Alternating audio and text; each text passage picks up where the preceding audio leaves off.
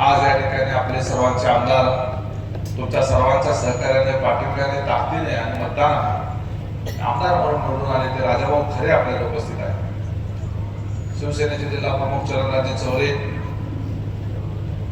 सत्कार मंत्री रमेशजी बारसकर, आपले आणखी एक शिलेदार बाळासाहेबजी गायकवाड, तालुका शिवसेना प्रमुख सचिनजी सुरवसे, विनोदजी कांबळे, मंगेशजी पांढरे, विकीदादा देशमुख, माजी जिल्हा परिषदचे सभापती राहुलजी क्षीरसागर, युवराजजी ढेरे, सुनीलजी पाटील, सरफराज सय्यद, महेश धुमाळ, अमृत सातपुते, तेजस बोबडे, समाधान संके, नितीन सोळटकीसर, समताताई, महेशजी धुमाळ, शशिकांत गावडे, नारायण टीड, समाधान गाडगे, बापू लांडगे, बापू तरटे, संभाजी माळी, राजेंद्र टेकडे, श्रीकांत लांडगे व्यासपीठावर उपस्थितीत मुळे आमचा आहे. अजून बरेच जणांची नावं राहिलेली असतील, पण सर्व सन्माननीय व्यासपीठ समोर उपस्थित असलेले सावळे सर मधले एवढा उशीरपर्यंत जेवणाची सोय केली आहे सर. निवडणुकीच्या आधी सगळं आहे, निवडणूक झाल्यावर काय अजून काय करायचं. रामनवमीचं काय लाडू पेढा काहीतरी खावायचं, शाबू उद्या तरी ठेवायचा काय चैत्र चालू आहे. शाळेच्या मास्तरला कॉपला विश्वास ठेवायचा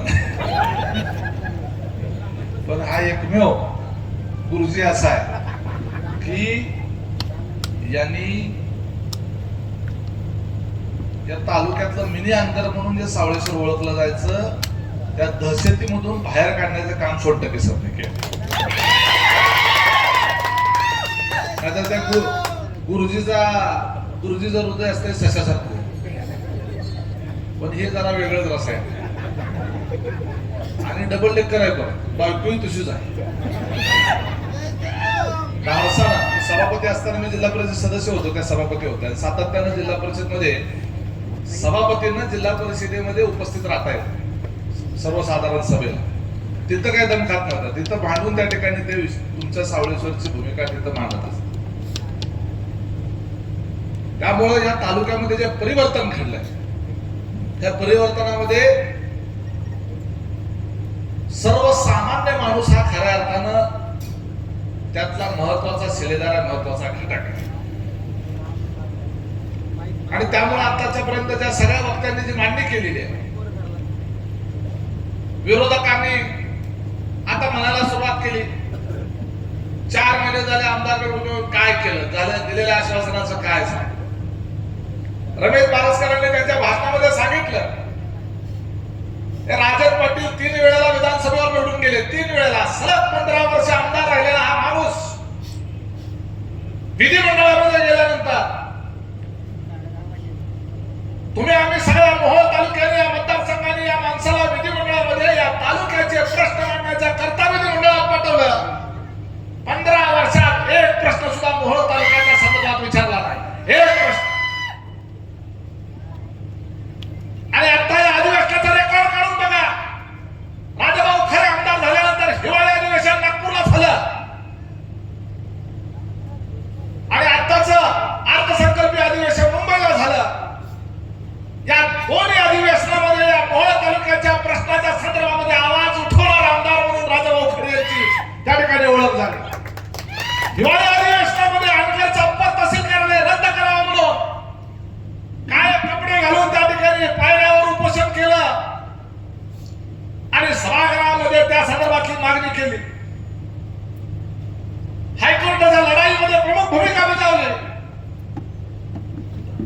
या अधिवेशनामध्ये देखील भैरववाडी आणि मनगोळी सारखा जो दुर्लक्षित राहिलेला गाव आहे, सातत्यानं मतदानावर बहिष्कार घालणाऱ्या त्या गावाच्या संदर्भातले प्रश्न विधानसभेत मांडले आणि राज्याचे मुख्यमंत्री आणि उपमुख्यमंत्र्यांना उठून उत्तर द्यायला भाग पडलं की त्या भैरववाडी आणि मनगोळीचे सर्व रस्ते, लाईट, पाणी, दवाखाना हे सगळे प्रश्न मार्गी लावले जातील.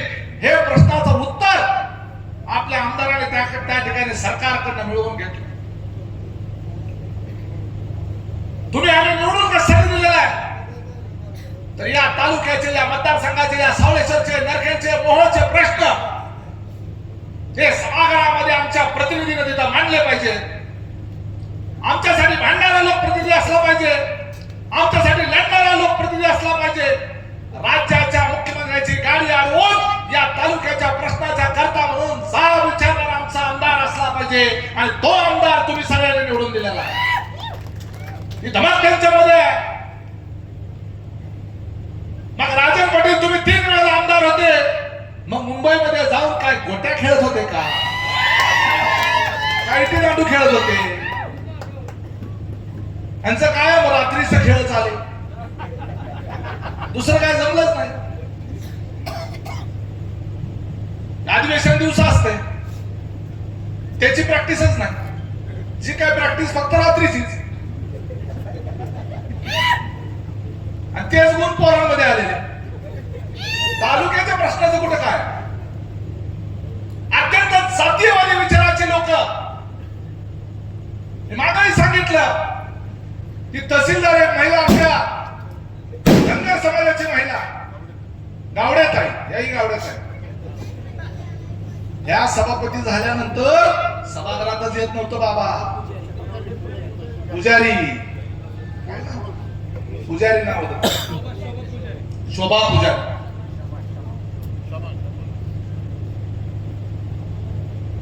ती पुजारी नावाची आमची भगिनी पुण्यश्लोक अहिल्यादेवी होळकर यांचा वारसा सांगत एका शेतकऱ्याची मुलगी बापानं कष्ट करून हाताच्या फोडाप्रमाणे जपून तिला शिक्षण देऊन तिला क्लास 1 ऑफिसर केला आणि तहसीलदार केलं. जसा जिल्ह्याचा जिल्हाधिकारी हा जिल्ह्याचा प्रमुख असतो, तशा पद्धतीने तहसीलदार ही तालुक्याचे प्रमुख असते.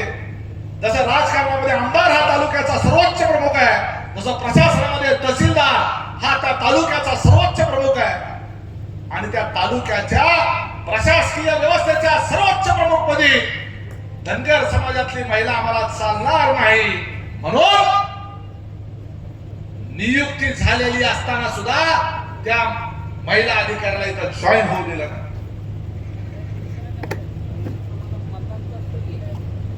त्यामुळे अशा पद्धतीचा जातीयवादी विचार करणारा माणूस या मोहोळ तालुक्याचा नेता होऊ शकत नाही. ज्याला नेता व्हायचा आहे त्याला सर्व समाजाला, गोर गरीब दीन दलित सर्वांना सोबत घेऊन जावं लागतं. कुठल्या जातीचा कुठल्या धर्माचा हे न पाहता सर्व प्रत्येक सामान्य माणूस त्याचे प्रश्न जे आहे, त्याची जी निकड आहे, त्याची जी गरज आहे ते लक्षात घेऊन त्याच्याकडे पाहायला लागतं. आणि त्यामुळं गावागावामध्ये जातीवरच्या जीवावर भांडण लावायची, धर्माच्या जीवावर भांडण लावायची आणि गावागावात राक्षस उभा करायची. बघा प्रत्येक गावात मगाशी रमेश बारासकर म्हणले राक्षसाचा जीव पोपटात. तुम्ही म्हणले पोपट मेलाय का? सगळा मेलेला नाही. बक छाटली, हातपाय काढलं, बरोबर, मुंडक तेवढं राहिलं. बरोबर. आता जिल्हा परिषद आणि पंचायत समितीच्या निवडणुकीत, नगरपालिकेच्या निवडणुकीत एकदा सफाया झाला की पोपटाचं मुंडक सुद्धा उडालं. मग तिसरा धावा घालाय मोकळं. रमेश बारसकरांच्या गोष्टीचं उदाहरण मी फक्त सांगितलं. राजकारणामध्ये मिळालेल्या सत्तेचा उपयोग या तालुक्यातल्या लोकांचे प्रश्न सोडवण्याच्या करता व्हायला पाहिजे. सातत्यानं 15 वर्ष आणि त्याच्यानंतरची 15 वर्ष, 30 वर्ष सत्ता असताना यांच्या विचाराची राज्यात सरकार आणि राज्याचा मुख्यमंत्री असताना, राज्याचा उपमुख्यमंत्री असताना, राज्यात जिल्ह्याचा पालकमंत्री यांच्या विचाराचा असताना, स्वतः आमदार असताना सुद्धा या तालुक्याचे प्रश्न सोडवता आले नाही. कुठला प्रश्न या तालुक्यामध्ये सोडवला? 40 वर्ष सत्ता असताना तुम्हाला एक प्रश्न तालुक्याचा सोडवता आला नाही. तालुक्याचे रस्ते नीट करता आले नाही, शेतकऱ्याला नीट शेतीला पाणी देता आलं नाही, अद्यापर्यंत लोकांच्या शेतापर्यंत तुम्हाला लाईन पोहोचवता आली नाही, अद्यापर्यंत कित्येक गावामध्ये घराघरामध्ये पूर्ण वेळ 24 तास पुरेल अशी लाईट देता आली नाही, अजूनही शेतकऱ्याला पूर्ण 10-12 तास पाणी मिळेल अशी व्यवस्था तुम्हाला करता आली नाही. आजही आमच्या मोहोळ तालुक्यातल्या फक्त 100 दिसेल असा रस्ता करता आला नाही. आजही तुम्हाला शेतकऱ्यांचे साधे शेत रस्ते तुम्हाला दुरुस्त करता आले नाही. आजही तुम्हाला मोहोळ तालुक्याकरता एक हॉस्पिटल बांधता आलं नाही. आजपर्यंत तुम्हाला या मोहोळ तालुक्यामध्ये एखादं कॉलेज उभा करता आलं नाही. 50 वर्ष काय झक मारली तुम्ही? 50 वर्षाची सत्ता आमच्या बापाचा वारसा म्हणून सांगता. अरे बापाचा वारसा खरा पुरता ठेवा, या तालुक्याच्या मोकंडी कशाला? आणि त्यामुळं आमदारकीची लढाई ही पूर्ण नाही झालेली. ही लढाई पूर्णत्वाला ज्यावेळेला जिल्हा परिषदच्या निवडणुकीमध्ये परिवर्तन घडेल आणि तुमच्या सावळेश्वर मध्ये सुद्धा ते घडेल.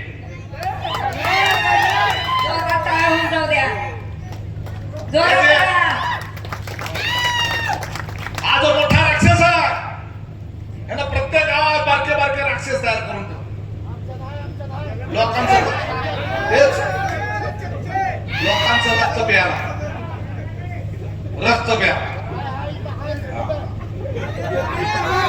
त्यामुळं हे गाव मोठं हायवेच्या कडेला असलेलं गाव आहे.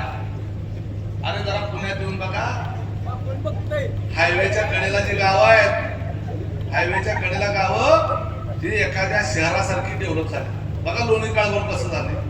त्या लोणी काळभोर मध्ये फ्लॅट घ्यायला गेलं तर 2-3 कोटी रुपयाला एक फ्लॅट आहे. ग्रामपंचायत आहे तिथं. आणि आपले इथं काय डेव्हलपमेंट.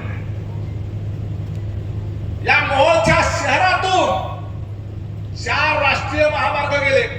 पंढरपूर अर्ध्या तासावर, अक्कलकोट 1 तासावर, तुळजापूर 1 तासावर, गाणगापूर 2 तासावर. इथून विजापूरला जायला रस्ता, इथून मराठवाड्याला अर्ध्या तासात जातंय, कर्नाटकात 1 तासात जातंय, पुण्याला 3 तासात पोहोचतंय. रेल्वेचं सोलापूरला जंक्शन, कुर्डवाडीला जंक्शन. कुर्डवाडीला जायचं म्हणलं तर अर्धा तासात, सोलापुरात पोहोचायचं म्हणलं तर अर्धा तासात. केवढा विकास व्हायला पाहिजे होता मोहोळ तालुक्याचा. आपल्यापेक्षा त्या बार्शीवाल्यांना किती अडचण आहे, आपल्यापेक्षा सांगोलावाल्याला किती अडचण आहे. मुख्यालय किती आहे? 3 तासाच्या अंतरावर. करमाळेवाल्यांना किती अडचण आहे? मुख्यालय 3 तासाच्या अंतरावर. मोहोळला सोलापूरला पोहोचायचं म्हणलं की अर्धा तासात पोहोचते. काय आहे या मोहोळमध्ये? काय या मोहोळमध्ये? त्यामुळे मोहोळ तालुका भकास करण्याचं काम या अंकरकर पाटलांनी केलेलं आहे. आणि त्यामुळं आज तुम्ही जे परिवर्तन केलेलं आहे, हे परिवर्तनामध्ये तुमच्या अपेक्षा दडलेल्या जे आम्हाला समजत आहे, त्या अपेक्षांची पूर्ती नक्की करणार आहे. परंतु 4च महिन्यामध्ये तुम्ही सगळं जर पूर्ण केले का म्हणून आम्हाला जा विचारत असाल तर तो अधिकार तुम्हाला नाही. आम्हाला लोकांनी विचारू द्या. अंकरकर पाटलांनी आम्हाला जा विचारायचा अधिकार नाहीये. तुमची ती लायकी सुद्धा नाहीये. सर्वसामान्य माणसांनी आम्हाला विचारू द्या, कारण त्यांनी आम्हाला मत दिलेली आहे. त्यांचा आमच्यावर अधिकार आहे. ह्या सामान्य माणसाने आमच्याकडे कारखाना नसताना, बँक नसताना, पतसंस्था नसताना, शाळा नसताना, पैसा नसताना, कुठल्याही पद्धतीचं आमच्याकडे यंत्रणा नसताना, सोसायटी नाही, बाजार समिती नाही, सेक्रेटरी नाही, कोणच नाही, हे कुणीच नसताना त्या मोहोळ तालुक्याच्या सामान्य माणसाने एकजुटीने आम्हाला मतदान केलं आणि राजाभाऊ खरेला निवडून दिलं. त्यांना आम्हाला जाब विचारायचा अधिकार आहे आणि आम्ही त्याला उत्तर नाही आहोत. त्या जनतेला आम्ही उत्तर नाही आहोत, तुम्हाला नाहीये. रांच्याच्या पाटलाला उत्तर द्यायला आम्ही बांधील नाहीये. त्यामुळं सावळेश्वरकरांनो, आज तुम्ही जो सत्कार केलेला आणि तुमचा जो उत्साह रात्रीच्या 11 वाजल्यानंतर सुद्धा जो आहे, तो उत्साह आम्ही कधीच कमी होऊ देणार नाही. तुम्ही ज्या विश्वासाला आम्हाला मतदान केलेलं आहे, ते मतदान राजाभाऊ खरेला करत असताना तुम्ही उमेश पाटलाकडे बघितलेला आहे, तुम्ही रमेश बारस्करकडे बघितलेला आहे, चरण चौरेकडे बघितलेला आहे, दीपक गायकवाडकडे बघितलेला आहे, विजय डोंगरेंकडे, मनोहर भाऊ डोंगरेंकडे बघितलेला आहे, आमच्या विनोद कांबळेकडे सुद्धा बघितलेला आहे, आमच्या मंगेशकडे बघितलेला आहे, अनेकांची नावं घेता येतील, आमच्या समताबाईकडे बघितलेला आहे, आमच्याला सोनटके सरकडे बघितलेला आहे. ह्या सगळ्यांचा जो विश्वास आहे, हा विश्वास आम्ही कधीही त्या विश्वासाला तडा जाऊ देणार. हायवेच्या कडेला असलेलं गाव तुम्ही उद्याच्या ही ग्रामपंचायत जी आहे, उद्याची जिल्हा परिषद जी आहे, ते आमच्या ताब्यात द्या. तुम्हाला या संपूर्ण जिल्हा परिषद गटामध्ये किमान 50 कोटी आणि या गावाकरता किमान 5 कोटी रुपये आमदारांच्या माध्यमातून आम्ही या ठिकाणी दिल्याशिवाय राहणार नाही. आज या सत्काराच्या निमित्तानं फक्त तुम्ही आमच्या मागे जनतेची ताकद उभा आणि आम्हाला वेळ द्या. बाकीची दहशत विषय विसरून जावा, त्याचं कधीच कांडकं मोडलंय आम्ही. नादच करून बघ म्हणा होता तुम्ही. अर्जुन सोनवाडाला विचारा, तिथल्या एका राक्षसाची बघा आता काय परिस्थिती आहे. बरोबर आहे बाळासाहेब. ते आता गेले तिथं, वाचवा मला वाचवा मला. ती म्हणते आता एवढं शेण कशाला खाल्लं होतं. मी सांगितलं होतं तुला, एवढी वाळू काढ, एवढा मुरुम काढ, कसले बोंबलं जातात.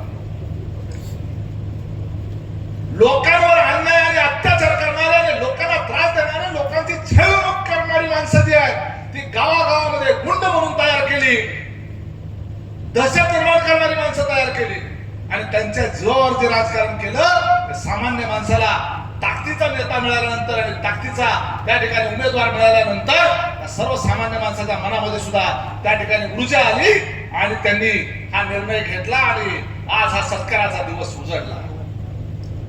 त्यामुळे सावळेश्वरकरांचे आम्ही मनापासून आम्ही तुमचे आभारी आहोत. अतिशय संघर्षमय परिस्थिती असताना सोनटक्के सर त्यांच्या सर्व सहकार्याने, मी नावं जरी काही नकाची घेतली नाही भाषण करणाऱ्यांची, तरी आपलं समजून घ्या, या सगळ्या टीमचं जेवढं करेल तेवढं कौतुक कमी आहे. कारण या गावामध्ये संघर्षमय परिस्थिती होती आणि कठीण परिस्थिती होती.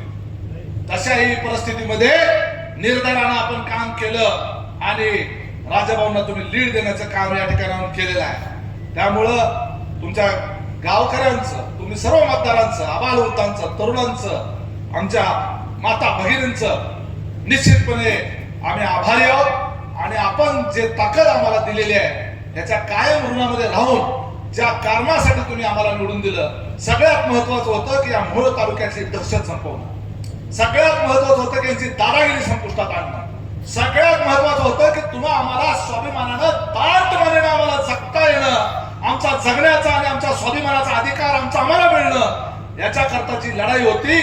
विकास कामं जी आहे ही आम्ही तुम्हाला करून दाखवायची आहे, ती जबाबदारी देखील आमची आहे. निश्चितपणे त्यालाही आम्ही कुठं कमी पडणार नाही असं अभिवचन इथं व्यासपीठावर बसलेल्या सगळ्यांच्या वतीनं, आमदार साहेबांच्या वतीनं देतो आणि थांबतो. जय हिंद, जय महाराष्ट्र.